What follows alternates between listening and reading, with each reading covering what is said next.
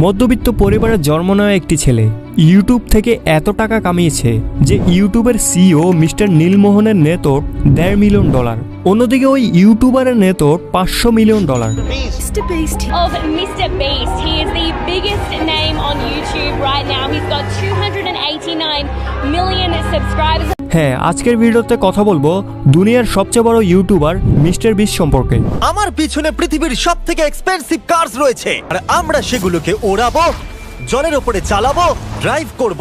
এটা একটা $1 billion super yacht আর এটা একটা পুরো শহরকে জলের উপরে ধরে রাখার জন্য যথেষ্ট বড়।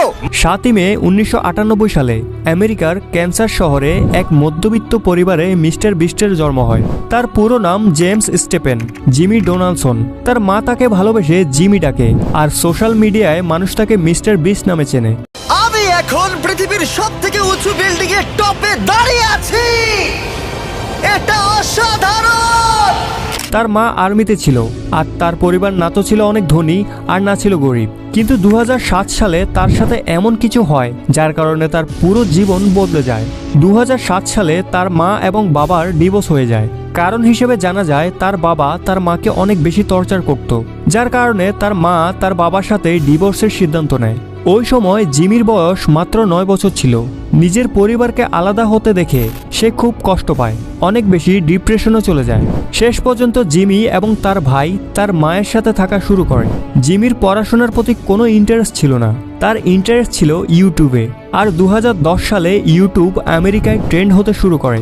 আমেরিকায় ইউটিউবারদের পরিচিতি বাড়তে থাকে আর এগুলো দেখে জিমির ইউটিউবার হওয়ার ভূত মাথায় চড়ে বসে, যার কারণে মাত্র 13 বছর বয়সে 2012 সালে জিমি তার ইউটিউব চ্যানেল খোলে, যার নাম রাখে মিস্টার বিস্ট 6000। নামটি রাখার কারণ হচ্ছে তার মাইনক্রাফট গেমের আইডির নাম ছিল এটি। জিমি ইউটিউবে ভিডিও বানানো তো শুরু করে দিয়েছে, কিন্তু সফলতার দেখা সে এখনো পায়নি। আস্তে আস্তে 5 বছর কেটে যায়। এই 5 বছরে সে ইউটিউবের অ্যালগোরিদমও বুঝতে শুরু করে। এজন্য আজও কিছু মানুষ মিস্টার বিস্টকে ইউটিউবের অ্যালগোরিদম হ্যাকার বলে। কিন্তু তার গ্রোথের আসল কারণ তার ইউটিউবে গ্রোথের টিপস অ্যান্ড ট্রিক্স। আমি সামনে গিয়ে তোমাকে বলবো যে কিভাবে মিস্টার বিস্ট কি টিপস অ্যান্ড ট্রিক ফলো করে কিভাবে তার চ্যানেলকে অনেক তাড়াতাড়ি গ্রো করেছে। সালটা ছিল 2016। গ্রিন ভ্যালি ক্রিশ্চিয়ান একাডেমিতে সে গ্র্যাজুয়েশনের জন্য অ্যাডমিশন নেয়। আর ওই সময় তার চ্যানেলে 30,000 সাবস্ক্রাইবার হয়ে গিয়েছিল।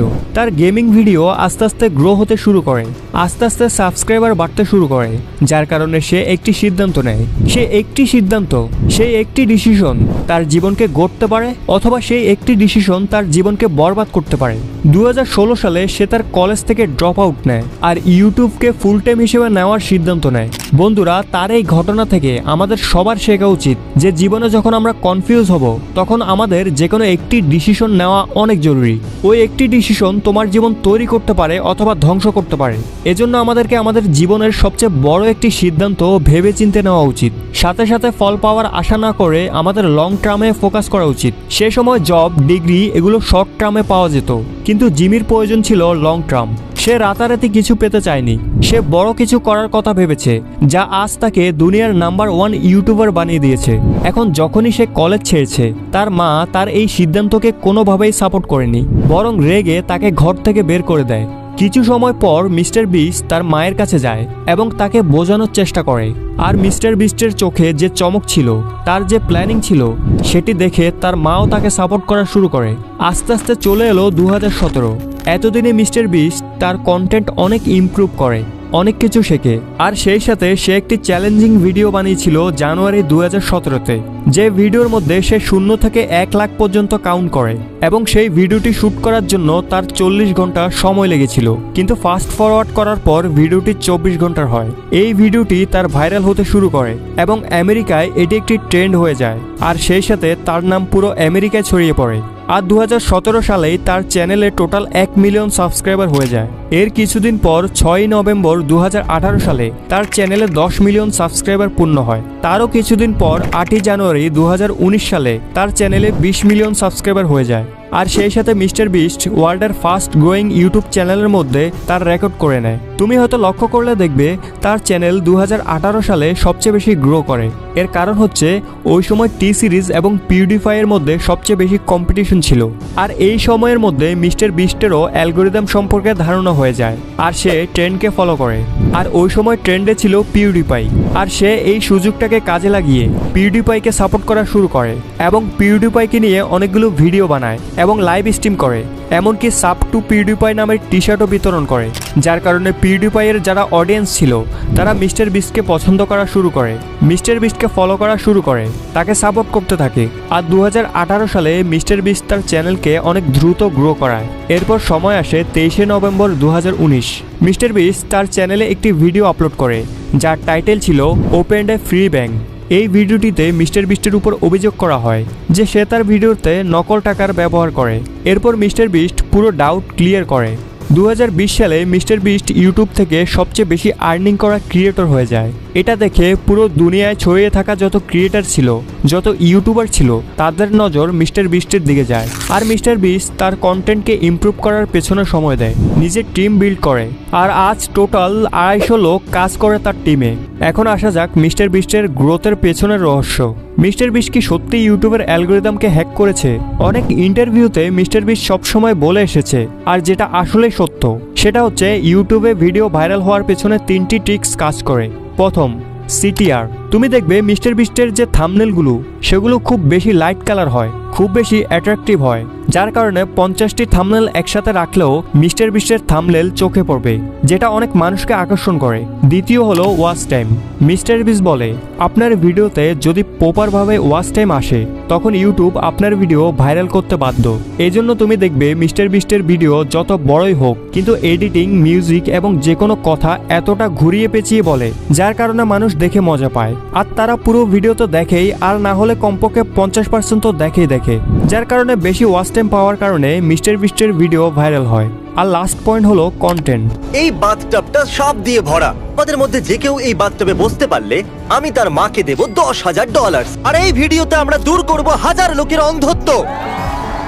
এ হলো 1000 জনের মধ্যে প্রথম মানুষ যাকে আমরা কানে শুনতে প্রথমবার সাহায্য করছি। আর এই ভিডিওতে আমরা 100টা ওয়েল খনন করতে চলেছি।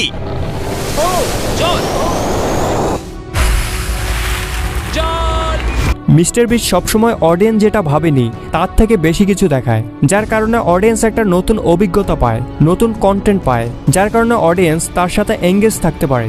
আর তুমি যদি ইউটিউবের অফিসিয়াল ওয়েবসাইটে যাও, ইউটিউবও এটাই বলে আপনি ইউটিউবের অ্যালগরিদম নিয়ে ভাববেন না, আপনি শুধু অডিয়েন্সের ব্যাপারে ভাবুন। আপনি অডিয়েন্সকে ধরে রাখতে পারলে ইউটিউব নিজে নিজে আপনার ভিডিও ভাইরাল করবে। এটাই হলো ইউটিউবে ভিডিও ভাইরাল করার টিপস অ্যান্ড ট্রিক্স। যদি এখন কথা বলি মিস্টার বিস্টের আর্নিং সোর্স সম্পর্কে, তাহলে সে আজ 1-এর অধিক সোর্স থেকে আর্নিং করে। যদি শুধু ইউটিউবের কথা বলি তাহলে ইউটিউবে আজ তার টোটাল 5-6টা পপুলার চ্যানেল রয়েছে, যার থেকে ভালো পরিমাণ রেভিনিউ আসে। কত রেভিনিউ আসে সেটা পরে বলছি, প্রথমে তার আর্নিং সোর্স কি কি দেখা যাক। প্রথম হচ্ছে ইউটিউব, দ্বিতীয় ব্র্যান্ড প্রমোশন, আর তৃতীয় হচ্ছে তার নিজের ব্র্যান্ড প্রোডাক্টস।